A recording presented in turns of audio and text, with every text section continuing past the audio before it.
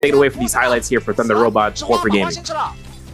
GG, they're known for how loud and how hyped they get as a team. They have some of the best synergy, some of the best comms that you hear in the league. Pure focus, lots of energy, calling out cooldowns, calling out targets, calling confirmations too. You'll hear a lot of the time saying that okay, if someone is calling something, just to confirm that they are able to perform what they're being asked to do. But looking at their end game, this is the second Kurumi, or the first Kurumi armor circle. Kurumi putting in work, 3-3-0. One of their Monk players actually plays Monk, also plays Kurumi. Such a dominant player. He's been in the league forever. In the middle of everyone, and this Kurumi just doing lots of menacing damage with those gold nutties. That's beautiful stuff coming out from GG. Yeah, and Dragon Orb putting that pressure, goal focus after a certain amount of time. Nice musket shot, nice micro play selection of that musket shot into the zone. Good golly. Having the chance to just try and charge up again into the vicinity of these final circles. We never got a chance to really take a look at the scene about 3-3-0's position here as he's been able to keep them locked down. Force explosive armor there. Finds a recast on top of the high ground. Having Tether to be active for his teammate. When we saw CJS get knocked into the zone, he rubbed right back in, and he still has the Tether active in case of anything. Taking a heal over time, fighting the teleport towards it. You see how much this comes into play into the micro decision making here, and this is where it comes out, where all the teammates alive from GG don't take or give any eliminations to the enemy combatants. And a ton of NBPL titles. No surprises here. They're going to keep their dominance with that same roster. Cool stuff coming out from them. Yeah, I'm going to have some clips and highlights brought to you by Thunder Robot or for gaming in-game comms. You love to hear it, especially coming out from the CN players. That is Yaron being the main focal point here, as we can see his point of view as that Zai going through here. The first Romyang fight, as you guys might suggest through the timestamps in the top right. You can see how much it's rotating around here for Zai and just keeping those gold. We saw this in the replay as well. Looking at Yaron, locking through, keeping Takeda at bay. This is your most important role selection, and there's going to be the dodge that gives him the upper edge of combining that ensnared release and keeping both enemies at bay. Bauda has Sakaviani. This is that huge task that we saw between 7 teams to occur over the course of time, and then into Emberhawk's final moments here for the final minutes. We saw how fast they were able to find out the line grab for the X and Y angle, mess around to find out. You're going to be able to find out how much Zai can put you into the corner, into the zone, and that's exactly where Yaron runs into making sure it is the currents. Final seconds coming through here. Yaron looks to try to go for these cannon shots, trying to catch any sort of, rage per second to be, or rage damage to be earned. He's going to be picking up Jade's left and right. You see it. The Rupture Gale has been approved. He repairs it. He's got 10 shots in the deck, and he's going to go ahead and just proc that out as much as possible. He's getting multiple hits. He's getting burns that just eat away at the HP over the course of time. With the Wu Channel coming out here, we know that Wolves' EDI was going to be the one that's left to run into the zone, and even then, Raven, nothing can be done about this. The Zai comes from the bottom line. She just keeps getting those last hits. That's going to be zone damage, burn damage, everything that gives an enemy team the necessary position of just having to force heal, but that could be the medium between life and death over the course of the couple of seconds you have left when we enter Shadow 4. And normally, what OUG was doing, they would let their Kurumi try to play the heal-off situation. And Raven, take it away from what happened here today. Wolves on the Kylan. This comp just too good. Allows you to play neutral, allows you to run ults, and looks like they're going to be opening with the Kylan ultimate.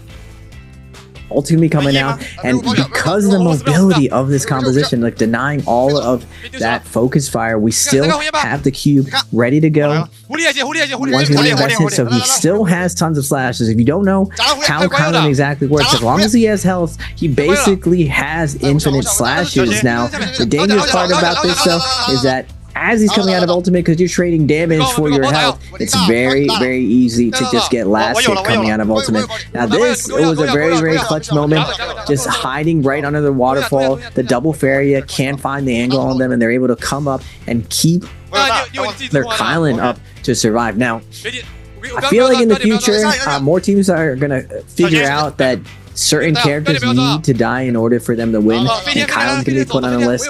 Everyone pretty much knows that you got to take out Transformers, you got to take down hotties, or else they're just going to flat out win the end game. But no one really has been thinking about Kylan. And it looks like CN has come across and is picking up Kylan. At first, it wasn't really played much for solos, but now, even in solos, trios, solos, Kylan is here to stay unless they make some type of drastic change for him before Worlds. Yeah, and the judge things to note. I mean, duration of the Keelan guard could be one thing to be set up. The duration of HP threshold could be another, but it's also to the zone control that he has with V2 that makes him such an oppressive force. So if he's able to get himself in V1 format, right? If he just clicks his horizontal vertical, he just does a single slash like we see right there, right? Single slash to spam out. And that's a great stand of control. But when he's in V2, he catches that same type of slash momentum, but he has an echo slash right behind him. That clone, that's crazy. If you were to try to do that intentionally, it's like, you know what? We're not going to play off spawn. We're going to lose first Yang, and we're going to still top frag for this lobby. Yeah, that's the crazy part. You got clips and highlights brought to you by Thunder Robot, Born for Gaming, coming through here for round 4. Big chances for the city. GG's potential into the second roaming Yang, where they're contesting towards with the Siphon against Siphon. And there's the Takeda ultimate, the wild haymaker to make Takeda ultimate from CGS. Look how he combines his Furence to try to contest pressure off of his teammates. And then also seeing about Zai, right? She's the most offensive threat coming to the play. And they reposition, they find a limitation against Zai. They look towards the Zipping Yang as the next selectable target here, as you can see from 330's eyes. He's keeping her locked down, keeping her as much sustained as possible in the air. And that's where the hoops are going to be held as they dunk in towards that win. Now, of course, 330's Merciless Havoc pick up from that Romy Yang, massive wins. And this is where we can showcase what that Jade can do in the hands of a master, coming through here for the final seconds or the final minutes into round 4, where he's able to contest and push off any peelers coming through the Romy Yang. And this is where the full spams comes out from his ultimate. Now, he doesn't lose out, as he does have a secondary staff on standby, and he's able to keep the pressure coming out from the Merciless Havoc. Of course, we see F1 Takeda, he's like, let's just back off, let's just peel off for a little bit of a second. But then, once we head into those final circle moments, we see the Takeda using in the omnidirectional direction of looking towards the sky and just trying to lock down anybody into the vicinity. Merciless Havoc back in again. We see it happen going through. Now, this is going to be a push off where they have Takeda Furin to come about, but they still have the Kirby ultimate to keep the armor regen, and now the tether is active. They catch the heal over time of 50 for the Chromie, and 330 just staying hidden, staying collected, calm in the storm of danger for the game 4. And this is going to be where we see GG take first place for the multiplier, with them and CGS staying alive. Yeah, really, really good heads up presence of mind there from 330. He has a Merciless. It's just like, what? I'm still blown away. That's easily one of the coolest things that I've seen so far. Born for Gaming. That's going to earn GG their play of the day. Now they're zipping. We're getting 330. This is a crazy clutch up from 330. Has the fists up. Tab dodge into the bait. He's gonna be parried. We're not flanking here today. We're immediately running into the Karumi, looking for to stabilize his teammates down to 1 HP. He does get parried right here. Nice presence of mind from CGS to fade away and back off. He is gonna fall though because of the F2, but immediately 330 just half charge LMBs, claims it. Now onto the second fight. Dipping with these fists, absolutely enabled. You're gonna see the Matari go for the dash attack, be able to dash to the side, hit those armies. This is pre-nerf R&B. We got these spin kicks, breaking people's backs, hitting them in the cheeks, hitting them in the face, just absolutely deleting people with this double charge over and over and over. Completely outrageous, the amount of damage coming out. He might as well just be a DPS on his zipping. Everyone's ignoring him. He's just putting it into his back. Now we're gonna get the replay. I want to see this. When did this exactly? We got 18 people alive with the dreadful whale going down. Karumi's down to 1 HP. Somebody else gonna be coming out. Overhold gonna come out with the LMB. F1's gonna be out. We're icing it off in the center. Dreadful whale keeping everyone alive on the outside. Remember CGS flying around, and we're flamethrowing on the edge. Poison Splash is going to be going in. They're keeping this team in their zone. They get 2 kills, they get 3 kills, and then the whole lobby gets Thanos. Oh my god, everyone's blown away. Everyone's just sitting there just like, what? And we're giving a standing ovation of just how outrageous that was. Hey, they single-handedly probably just got replays brought to you. We're coming back here. brought to you by Thunder Robot. Of course, we do see Wolves entry into first Romy Yang here, and immediate entry with the Rampage into the Kylan Ultimate, looking for level 2 slashes. He gets caught into the circle, doesn't care. He goes right back in. He's like looking to charge up, trying to be as safety netted in the sky as possible, and just keep himself aloof into the air. Just trying to find the Kurumi, locking her down. She goes down immediately.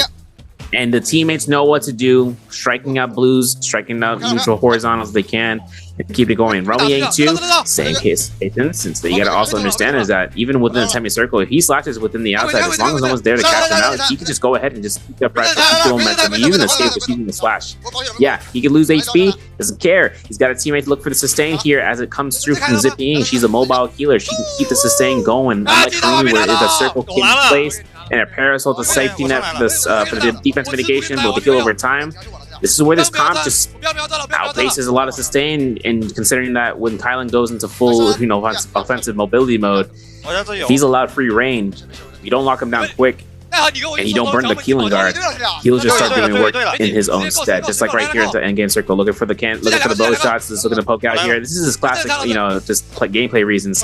And the shift into the ground, goes to the toes to the nose, and there goes Fox. Goes for slashes, keeps it going, keeps going high ground, keeps going across to the zone, and back and forth. Get up here, no problem. We're going to lock him to the zone again. How about another one? Want me to see you do this again? Looking, it's going to be happening back and forth between these teammates, and even if he hits zone proc, he can still have slashes to burn the enemy teammates when they try to go back into the zone. He just says, I just slashed you out. And this is how Wolves earns out the victory. Even into this position of Poison Splash, HQ and ZK stay alive for the position of placement, and that's how they got first in this game. Zipping able to hold that center. Kylan just doing so much space. The car crash of this ultimate is just absolutely nuts.